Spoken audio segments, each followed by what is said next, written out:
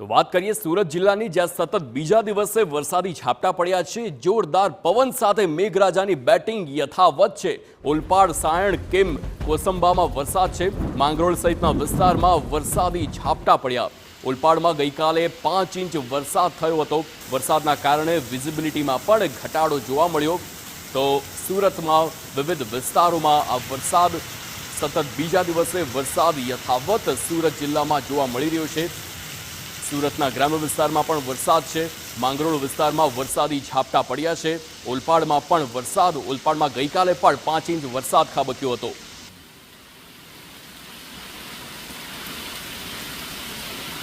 સુરતની જ વાત કરીએ, જ્યાં તાપી નદીનો વિયરકમ કોઝવે બંધ કરવામાં આવ્યો છે। રાંદેરથી કતારગામને જોડતો કોઝવે અને તેનો રસ્તો બંધ કરવામાં આવ્યો। બંને તરફના રસ્તા બંધ કરીને અવરજવરને બંધ કરવામાં આવી છે। વરસાદથી તાપી નદીમાં નવા નીરની આવક થઈ છે। તાપી નદી 2 કાંઠે તથા 6 દરવાજા ખોલવામાં પણ આવ્યા છે। વરસાદના કારણે તાપી નદી 2 કાંઠે તથા પાણી છોડવામાં આવ્યું। કોઝવેમાં જળ સપાટી 6.4 મીટર પર પહોંચી છે।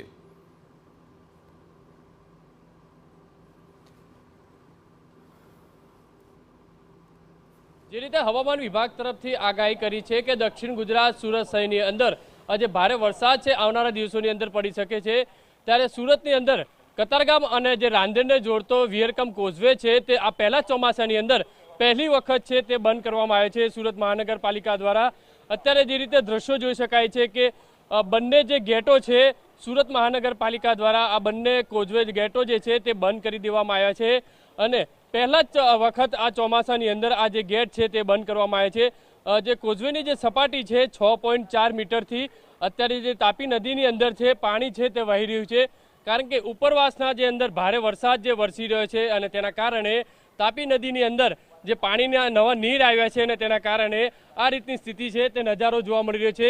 તાપી નદીનો જે નજારો છે પહેલા ચોમાસાની અંદર જે રૌદ્ર સ્વરૂપ જે કહી શકાય છે, આ જે તાપી નદી બંને કાંઠે હાલમાં વહેતી નજરે પડી રહી છે, કારણ કે ચોમાસાની અંદર આ રીતની સ્થિતિ છે તાપી નદીની અંદર જોવા મળતી હોય છે અને કતારગામ અને રાંદેરને જોડતો આ કોઝવે બંધ છે તે ઘણા સમય બંધ રહેતો હોય છે, પણ આ ચોમાસાની અંદર પહેલી વખત આ કોઝવે બંધ કરવામાં આવ્યો છે પાલિકા તરફથી। અને અત્યારે જોઈ શકાય છે જે ગેટોના દરવાજા છે 6 ગેટના દરવાજા કોઝવેના જે ખોલી દેવામાં આવ્યા છે અને જે પાણી છે તે તાપી નદીની અંદર વહી રહ્યું છે, કારણ કે તાપી નદીના ઉપરના જે કેચમેન્ટ જે વિસ્તાર છે તે કેચમેન્ટ વિસ્તારની અંદર જે સતત જે વરસાદ પડી રહ્યો છે અને વરસાદના કારણે તાપી નદીની અંદર નવા નીર આવ્યા છે।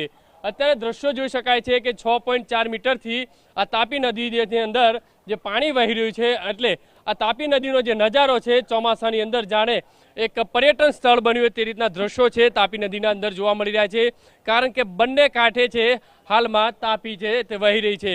એટલે કહી શકાય છે કે સુરતના શહેરીજનો પણ આ નજારો જોવા માટે ઉમટી પડ્યા છે અને હવામાન વિભાગ તરફથી પણ જે રીતે આગાહી કરી છે આવનારા દિવસોની અંદર દક્ષિણ ગુજરાત સુરત શહેરની અંદર વરસાદ છે તે પડી શકે છે।